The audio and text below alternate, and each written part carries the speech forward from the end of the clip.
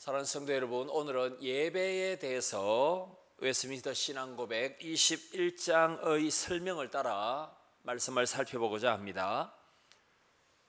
웨스트민스터 신앙고백서가 청교도 신학을 잘 정리한 것입니다. 1646년입니다. 이 신앙고백서를 만들기 위해서 1년, 2년 만에 만든 것이 아니라 수년에 걸쳐서 만들었고 백수십 명의 신학자와 목회자와 성도들이 1000번 이상의 회의를 거치고 난 뒤에 작성된 것입니다. 1000번 이상 모여서 회의를 하고 토론을 했기 때문에 시간이 얼마나 많이 걸렸겠습니까? 이게 이제 1646년이라 했지 않습니까? 그런데 1559년에 그러니까 웨스트민스터 신앙고백서가 만들어지기 훨씬 이전에 영국의 엘리자베스 여왕 1세가 예배 통일법을 선포했습니다. 예배 통일법. 영국의 모든 교회는 엘리자베스 1세가 명령한 방식대로 예배를 해야 된다는 것인데 문제는 이게 천주교식 예배를 강요했다는 것입니다. 그러면 개신교인들이 엘리자베스 여왕 1세의 명령을 어길 수밖에 없지 않습니까? 왜냐하면 미사와 같은 것을 드려야 했기 때문입니다. 그래서 엘리자베스 여왕 1세가 예배 통일법을 1559년에 영국에 딱 선포하면서 이 법을 어기면 벌금형에 처한다. 아니면은 종신형을 받을 수 있다. 평생 감옥에서 시간을 보낼 수가 있다. 이런 무시무시한 법을 선포했습니다. 여기에 대해서 개신교인들이 프로테스탄트 개신교인들이 저항할 수밖에 없는 상황입니다.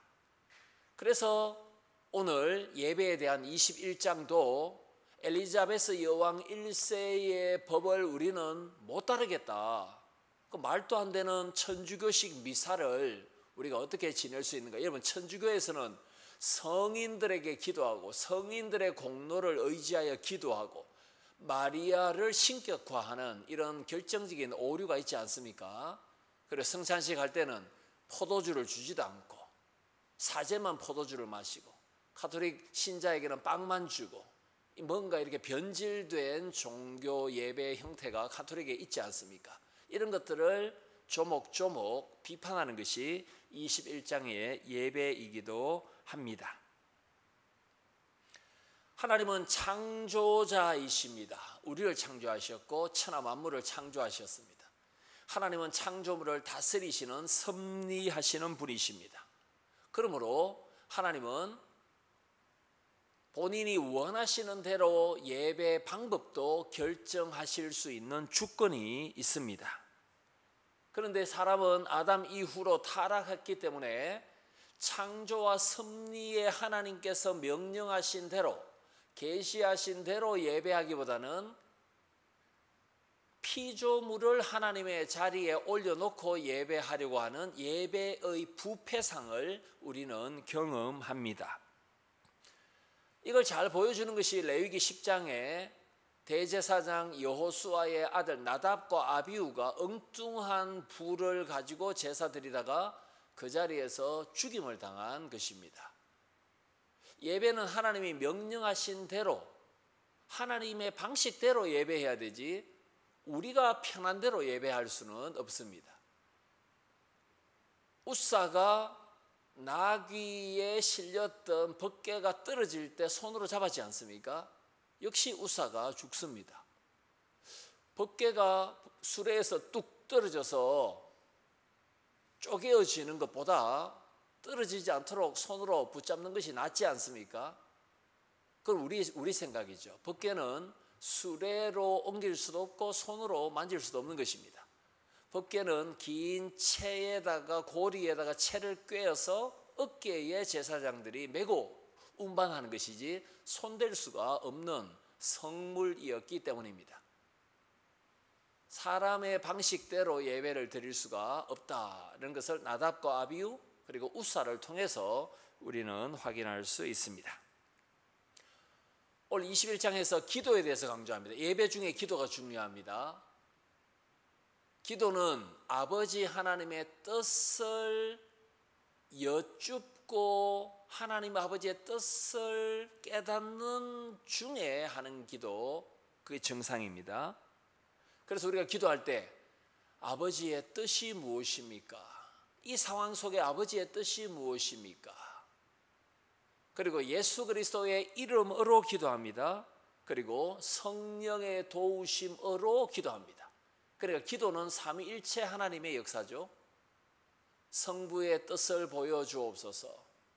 하늘과 땅의 권세 가지신 중보자 예수 그리스도의 이름으로 기도합니다. 여러분, 바이든 대통령이 취임식 할 때 그 감리교의 엉뚱한 목사가 이상하게 기도한 건 아시죠? 바이든 대통령의 오래된 절친 아닙니까? 예수 그리스도의 이름으로 기도 드리옵나이다, 이렇게 기도를 마무리하지 않았습니다. 바이든 대통령 취임식 때 온 우주의 권세 이렇게 기도, 예수님의 말을 하지 않았습니다. 이게 이제 종교 혼합주의 방식으로 잘못된 기도, 웨스트민스터 신앙고백 21장의 가르침에 어긋나는, 성경에 어긋나는 기도였습니다.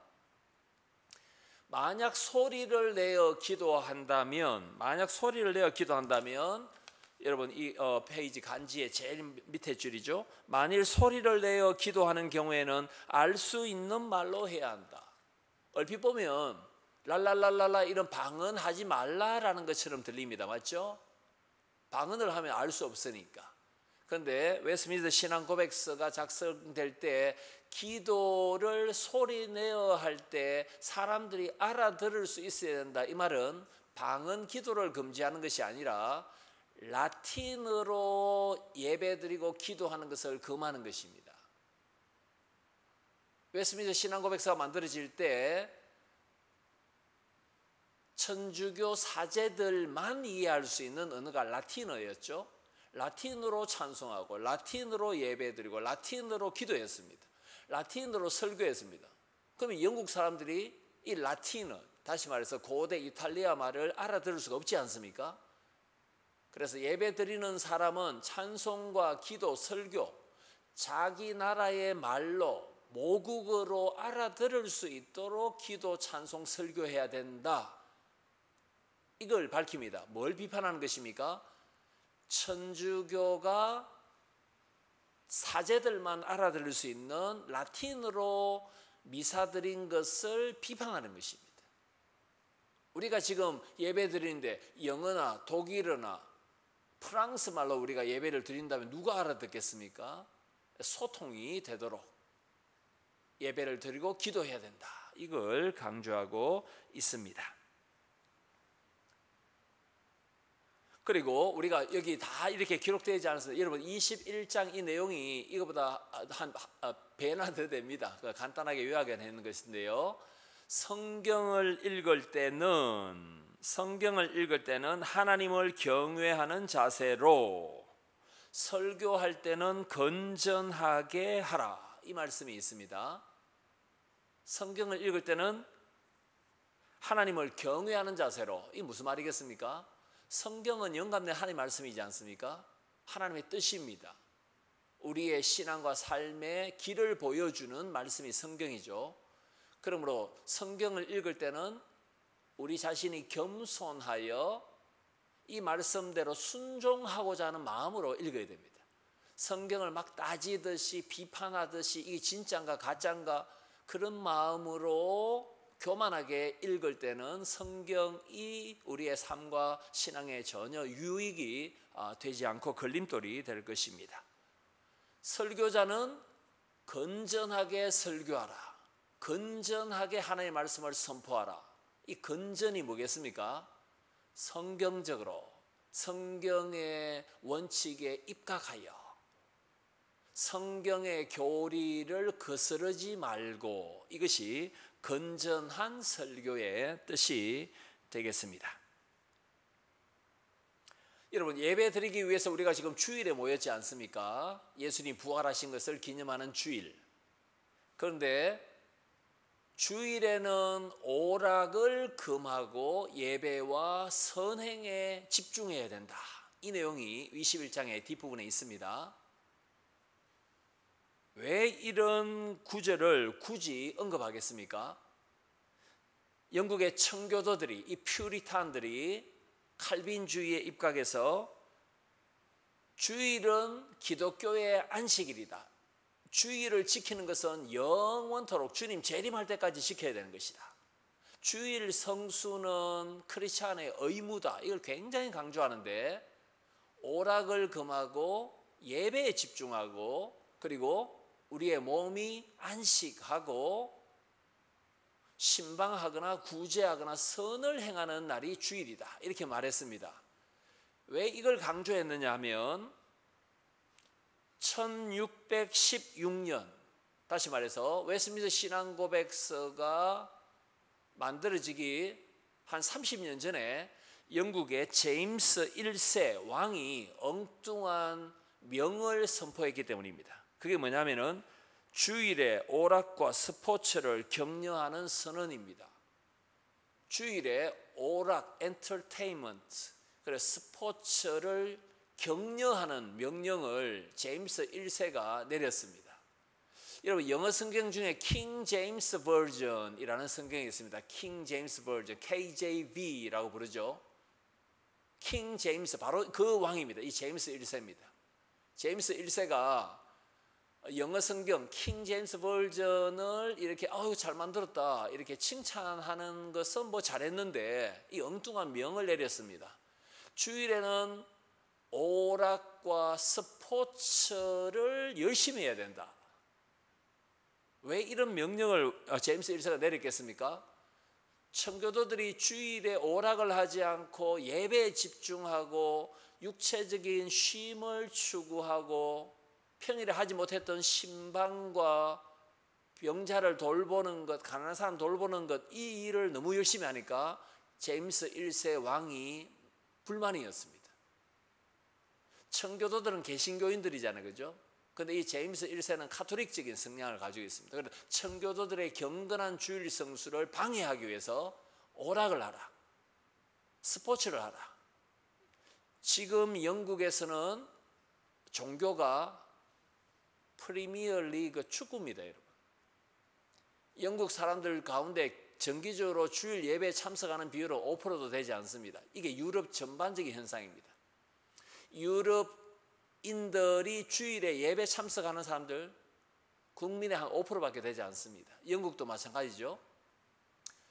1618년에 제임스 1세가 주일은 오락하고 스포츠하는 날이다.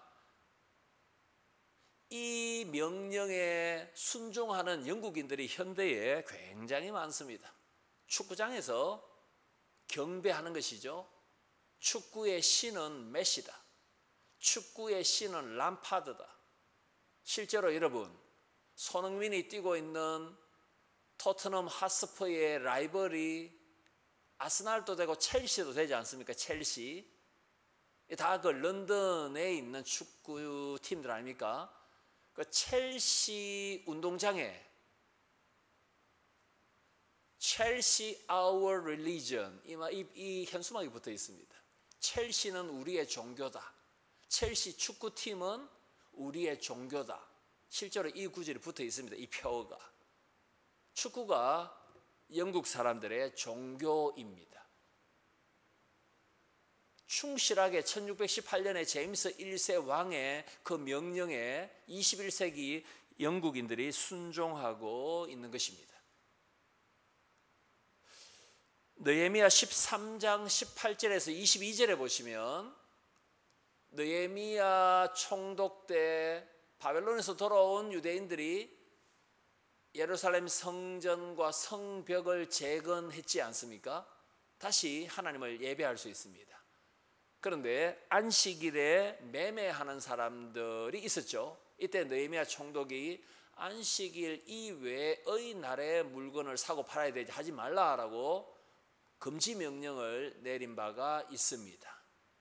우리는 주의를 어기면서까지 만몬을 추구하려는 그러한 죄성이 크리스찬에게도 있습니다. 이런 것을 잘 극복해야 되겠죠, 그죠? 이스라엘 백성이 출애굽하고 난 뒤에 한 달 반 지났을 때 하나님께서 만나를 주셨습니다. 메추라기를 주셨습니다. 출애굽 직후 그 다음 날에 메추라기 만나를 주신 것이 아닙니다. 한 달 반 후에. 그럼 한 달 반 동안 뭘 먹었습니까? 애굽에서 가지고 나온 그 양식을 먹었습니다. 하나님께서 명령하십니다. 안식일에는 만나 메추라기를 내려주지 않을 것이다. 안식일 전날 2배 줄 것이다. 이 2배를 이틀 동안 보관해도 썩지 않는다. 그런데 불순종하는 사람들이 안식일에도 만나 메추라기 있는가 싶어서 나갔다가 보니까 아무것도 없었죠. 이때 하나님께서 노하십니다. 왜 그렇게 나를 시험하고 불순종하는가? 안식일 이전에 2배 내가 준다고 약속하면 주는 것이고 안식일에는 양식을 주지 않을 것이다. 안식일은 쉬고 하나님을 예배하는 데 집중하라. 이걸 구약 출애굽 사건 때도 하나님께서 보여주신 바가 있습니다. 대형 교회들은 주일 오전 예배만 드린 지 오래됐죠. 뭐 사랑의 교회 이런 데는 다 오전 예배만 드린 지가 벌써 수십 년 되지 않았습니까? 우리는 왜 주일 오후 3시에 또 모였습니까? 믿음은 하나님의 말씀을 들음에서 자라납니다. 그래서 우리가 오전뿐만 아니라 오후에도 하나님의 말씀을 들음으로 우리는 이 설교 시간을 통하여 그리스도의 복음이 건전하게 성경적으로 선포된다면 우리는 이 설교를 통하여 우리가 공동체적으로 믿음을 강화시킬 수 있기 때문입니다. 한 번보다는 2번 말씀을 듣고 찬송을 드리고 기도함으로 우리가 공동체적으로 신앙의 장성함을 이룰 수 있기 때문에 우리는 주일에 2번 예배를 드리는 것입니다. 자, 그 다음에 예배와 관련된 것이 맹세입니다. 서원입니다. 그것을 우리 22장 합당한 맹세와 서원 같이 읽어보도록 하겠습니다. 앞에 스크린을 보셔도 되고 글을 읽으셔야 되겠습니다. 시작. 합당한 맹세는 경건한 예배의 한 요소이다. 예배 시 때를 따라 맹세하는 사람이 엄숙하게 하나님을 불러서 그가 주장하거나 약속하는 것을 증거하시게 하며 또한 그뿐 아니라 그는 진리에 따라 판단하고 또 그가 서원한 것에 허위가 없는가 판단하기 위하여 하나님을 부르는 것이다. 사람들은 하나님의 이름으로만 맹세해야 한다. 그리고 맹세할 때 하나님의 이름을 전적으로 두려워하는 마음과 경외심을 가지고 사용해야 한다. 그러므로 그 영광스럽고 두려운 이름으로 망령되이 또는 경솔하게 맹세하거나 기타 다른 것으로 맹세하게 되면 그것은 죄악되고 가증스러운 것이다. 맹세는 그 중요성과 시기에 따라 하나님의 말씀에 의하여 보정된 것으로 신약 성경에 다 마찬가지로 허락된 것이다. 따라서 합당한 맹세는 합법적인 권세로 말미암아 요구될 때에는 이를 행해야 하는 것이다. 맹세를 하는 자는 누구나 그것이 매우 중요하고 엄숙한 행위임을 충분하게 생각해야 하며 맹세할 때에 자기가 진리라고 확신하는 것 외에는 아무것도 공언하여서는 안 된다. 또한 누구든지 선하고 정당한 것 그리고 그렇게 믿어지는 것과 자기가 행할 능력이 있거나 하기로 결심하는 것 이외에는 아무 것에 대해서도 맹세하지 말아야 한다. 그와 동시에 합법적인 권세가 선하고 정당한 것에 대한 맹세를 요구하는 때에 그것을 거절하는 것은 죄가 된다. 아멘. 우리가 읽었던 하나님의 말씀은 요한복음 4장 23절 24절이었죠. 예수님께서 사마리아를 지나가실 때 수가라는 동네를 지나갔습니다. 예수님께서 물 달라라고 사마리아 여자에게 말씀하셨죠. 이 여자는 5번 결혼하고 지금 6번째 남편도 자기 남편이 아니다. 인생에 여러 가지 어려움이 많았던 여자였습니다. 이 여자는 사마리아 여자였기 때문에 어디서 예배를 드리기를 기뻐했습니까? 예루살렘 성전이 아니라 사마리아의 성산이라 불리는 그리심산이었습니다. 그래서 예수님께서 말씀하십니다. 예루살렘 성전 예배도 이제 끝났다. 그리심산에 가서 제사 드릴 필요도 없다. 장소가 중요한 것이 아니라 성령의 충만한 가운데 영과 진리로 성령의 충만한 가운데 진리로 실체로 예배 드려야 된다. 영과 진리할 때 앞에 영은 성령이고 진리는 실체라는 뜻입니다. 구약에는 양과 소로 제사 드렸지 않습니까? 양의 피가 영원한 사죄의 효력을 발생하는 것은 아닙니다. 황소의 피도 영원한 속죄를 줄 수는 없는 것입니다. 범죄할 때마다 양을 잡고 소를 죽이고 염소를 죽이고 비둘기를 죽였지 않습니까? 그러므로 구약의 짐승의 희생 제물됨은 유월절 어린 양 대신 예수 그리스도의 죽으심에 대한 그림자였습니다. 맛보기였습니다. 그래서 성령 충만하여 그림자 예배가 아니라, 구약의 예배가 아니라 이제는 신약의 예배, 하나님이 나와 함께 하시고 우리와 함께 하시고 여기에 임재하시고 좌정하신다. 예배 드리고 난 뒤에 내가 하나님을 만났다, 하나님의 현존을 내가 누렸다, 하나님은 우리 예배 가운데 말씀과 성령으로 임재하셨다, 나를 치유하셨다, 그걸 실제로 느끼고 누리는 예배를 드려라 라고 요한복음 4장 24절에서 말씀하셨습니다. 그런데 우리 신약 예배 가운데 어떤 순서가 있느냐 하면 맹세하는 순서가 있습니다. 맹세, 서약은 예배의 한 부분입니다.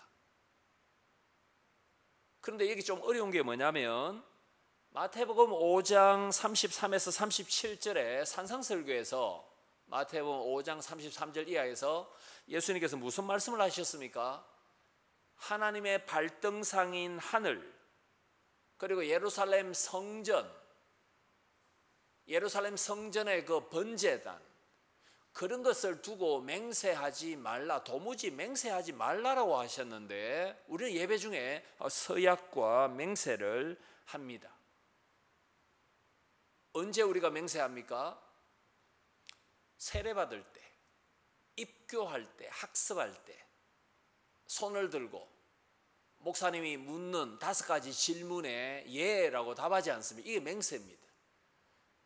여러분은 죄인인 줄 믿습니까? 죄로부터 구원하실 분은 구주 예수님밖에 없는 것을 믿습니까? 성경이 하나님의 말씀인 것을 믿습니까? 교회의 치리와 관할에 복종하기를 맹세합니까? 뭐 이런 질문에 대해서 예 성도들과 하나님을 정인 삼아 서약하지 않습니까?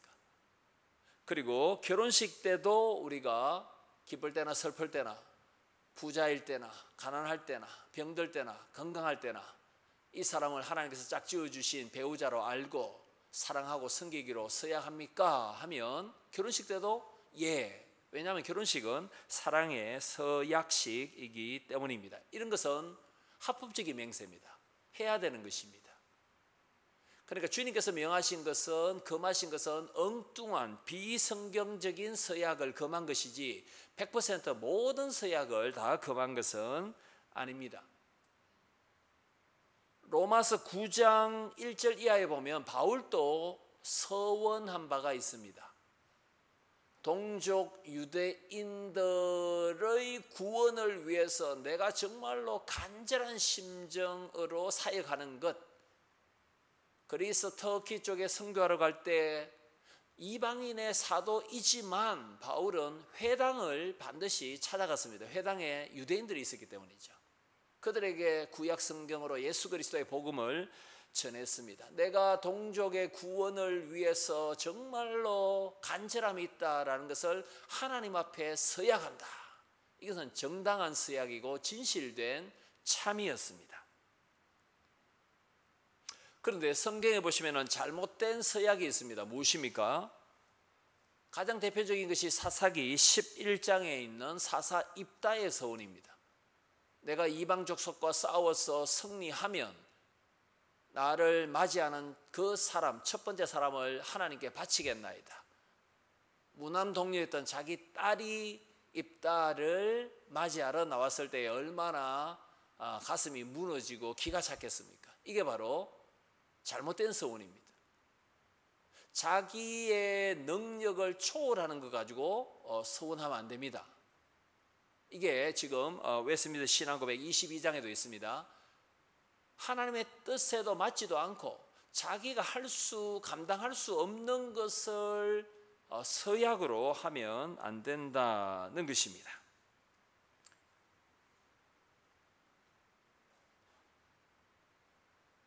특정인을 지목해서 질문하는 것 좀 이상하죠, 그죠? 설교 시간에, 그죠? 근데 이제 우리 문진호 우리 청년에게 이런 질문을 할 수 있습니다. 연예인 중에 진짜 마음에 드는 여자 연예인인데 하나님, 나는 저 연예인과 결혼하기로 맹세합니다. 할 수 있습니까? 할 수 있습니까? 할 수 없습니까?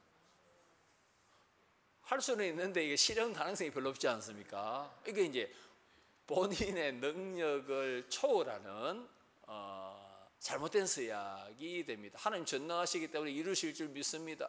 그런데 그게 하나님 뜻이 아닐 가능성이 우리 모두는 높다라는 것을 알고 있습니다. 입다의 서원 자체가 그죠, 문제 있는 서원이었죠. 그런데 꼭 이 정도 차원은 아닌데 한 번씩 보면 이제 믿음 좋은 부모님들이 하나님 아들 낳으면 뭐 목사 시키고 선교사 시키고 이런 그죠, 아들의 동의도 받지 않고 막 이렇게 서원한 경우도 있습니다. 그런 것도 그렇게 좋지 않습니다. 여러분 자세히 한번 생각해 보시면은 진짜 칼날 위를 걷고 있는 듯한 살얼음 판을 걷고 있는 그런 상황이 우리 인생 중에 있지 않습니까? 이때는 하나님 이걸 해주시면 제가 좀 이렇게 하겠습니다. 서원할 수 있습니다. 그러나 그 서원은 우리가 지켜야 되는 것이죠. 그런데 사실은 서원 자체가 그렇게 필요하지 않습니다. 서약은 자기 합리화를 위한 핑계가 될 수 있기 때문입니다. 책임 회피의 수단이 될 수 있기 때문입니다. 오히려 서약하지 않고 평소에 말과 행실에 진실함을 갖추는 게 더 중요합니다. 맞는 것은 예라고 하고 아닌 것은 아니라 이렇게 하면 되는데, 하나님을 두고 맹세하는데 나는 뭐 죄가 없다, 나는 뭐 무죄하다, 자기의 정당성을 입증하기 위해서 하나님의 이름을 가지고 맹세하는 것, 이 자체가 무리수입니다. 무리수. 우리가 이제 사람들과의 관계 속에서 나는 거짓말하지 않는다, 신뢰성이 있는 사람이다, 이걸 평소에 아주 정확한 말과 신뢰성 있는 은행을 보여주면 굳이 하나님의 이름을 들어서 서약할 필요가 없는 것입니다. 평소에 신뢰감을 못 주니까 무리수를 두는 것입니다. 하나님 앞에 내가 맹세한다. 얼마나 평소에 신뢰성을 못 줬으면 하나님의 이름을 가지고 서약하겠습니까? 그러니까 서약할 필요가 없을 정도로 우리는 은행 심사에 사람들에게도 신뢰성을 확보할 수 있는 그런 노력이 중요하다. 그런 적용을 우리는 22장을 통해서 배울 수 있습니다. 그러니까 우리가 맹세해야 할 그런 경우는 사실 별로 없습니다. 학습받을 때, 세례할 때, 세례받을 때, 입교할 때, 결혼할 때, 이 외에는 사실 서약을 굳이 할 필요가 없는 것입니다. 웨스트민스터 신앙고백서가 만들어질 때 천주교에는 잘못된 서원이 넘쳤죠. 무엇입니까? 사제와 수녀의 독신입니다.